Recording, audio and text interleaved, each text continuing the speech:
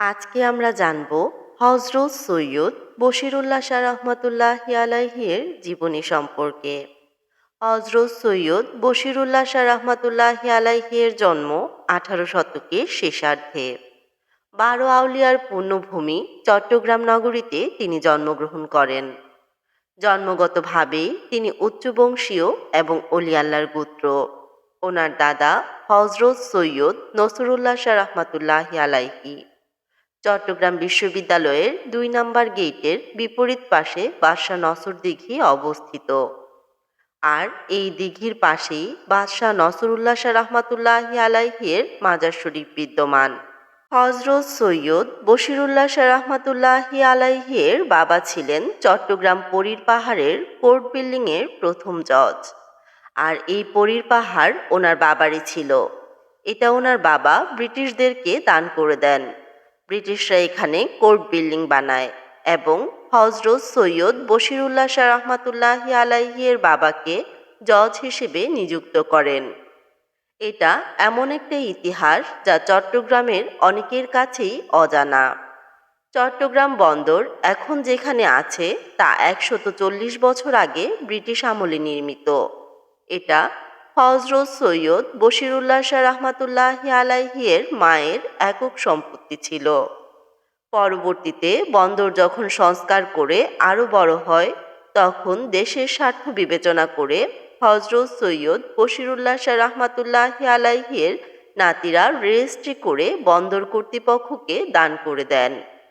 চট্টগ্রাম বন্দর এখন যেখানে আছে সেখানে হজরত বশিরুল্লাহ শাহ রহমাতুল্লাহি আলাইহি এবং ওনার পরিবার বসবাস করতেন।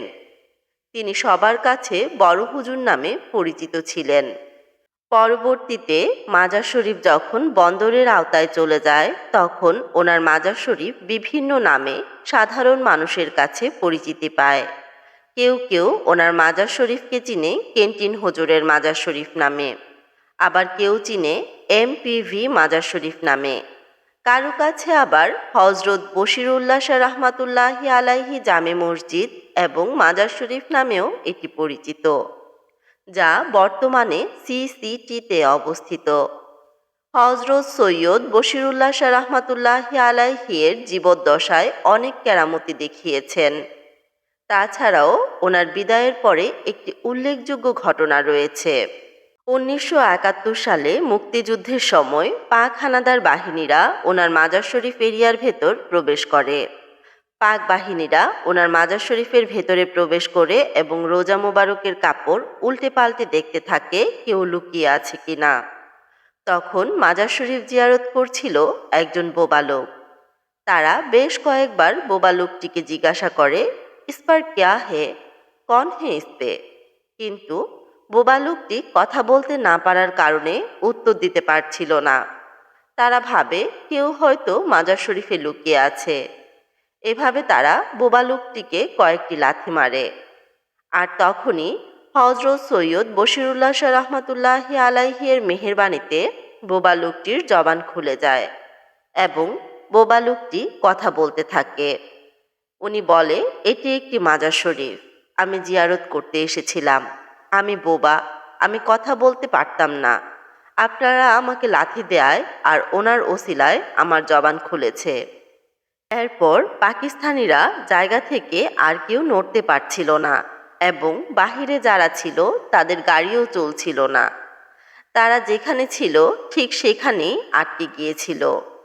পাকিস্তানিরা ততক্ষণে বুঝে গিয়েছিল তারা যে মাজার শরীফে এসেছে সেটা কোনো সাধারণ ব্যক্তির মাজার শরীফ নয়।